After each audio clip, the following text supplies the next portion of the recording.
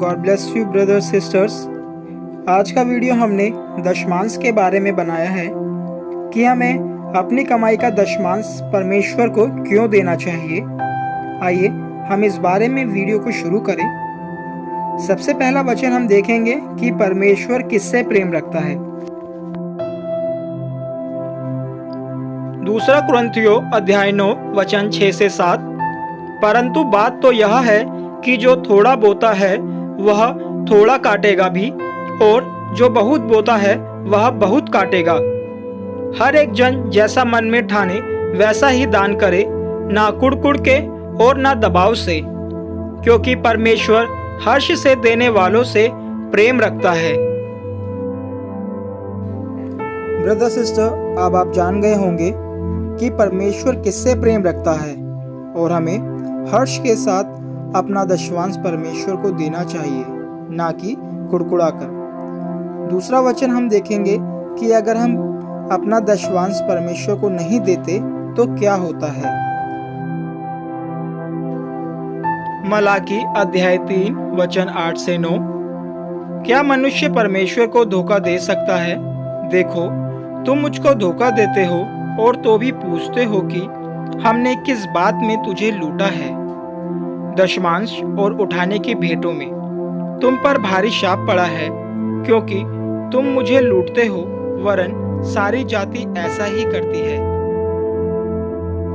Brother sister, आप वचन के द्वारा समझ गए होंगे कि अगर हम परमेश्वर को अपना दशमांश नहीं देते हैं तो हम पर शाप आते हैं। इसलिए हमें पूरी ईमानदारी के साथ परमेश्वर को अपना दशमांश देना चाहिए।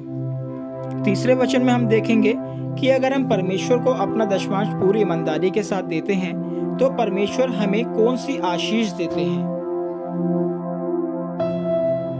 मलाकी अध्याय 3 वचन 10।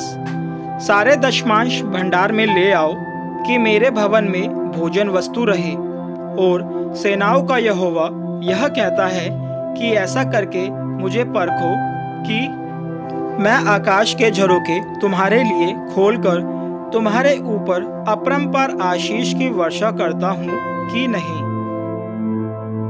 ब्रदर सिस्टर, अभी हमने वचन में देखा कि अगर हम परमेश्वर को अपना दशमांश देते हैं तो परमेश्वर हमें आशीष देते हैं, वो भी अपरंपार आशीष हमें देते हैं। इसी के साथ परमेश्वर ने हमसे यह भी कहा है, ऐसा करने से अगर हम दशमांश देते हैं तो हम परमेश्वर को परख भी सकते हैं, और सिर्फ दशमांश के द्वारा ही हम परमेश्वर को परख सकते हैं, अन्यथा हम परमेश्वर को नहीं परख सकते। अगले वचन में हम देखेंगे कि हमें अपना दशमांश और दान कैसे करना चाहिए।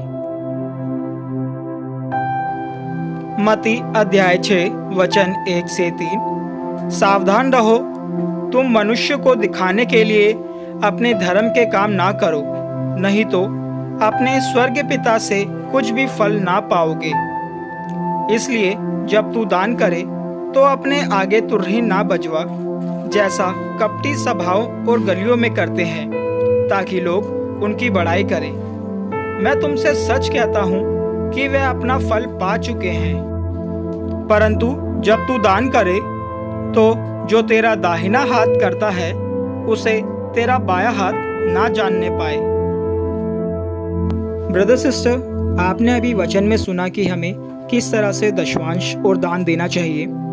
हम जो भी धर्म के काम करते हैं वो किसी को नहीं दिखाने चाहिए ब्रदर सिस्टर, क्योंकि जो हमारा स्वर्ग पिता है वह हमारे धर्म के काम स्वर्ग से देख रहा है।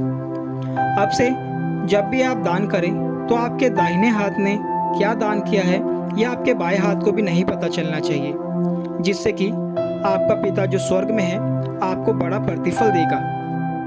मैं आशा करता हूं कि आप सभी भाई बहनों को इस वीडियो से बहुतायत से अनुग्रह प्राप्त हुआ होगा। अब से हम सभी पूरी ईमानदारी के साथ परमेश्वर को उनका दशमांश दें, और ऐसे ही परमेश्वर के वचन को सुनने के लिए हमारे चैनल को आप सब्सक्राइब कर लीजिए। परमेश्वर आप सभी को आशीष दे।